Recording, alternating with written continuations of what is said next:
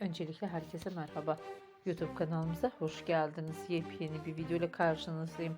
Bugün de sizlere güzel görüntüler, romantik paylaşımlar sunacağım. Paylaşımlarım Yağmur Öztürk ve Erkan çiftinden olacak.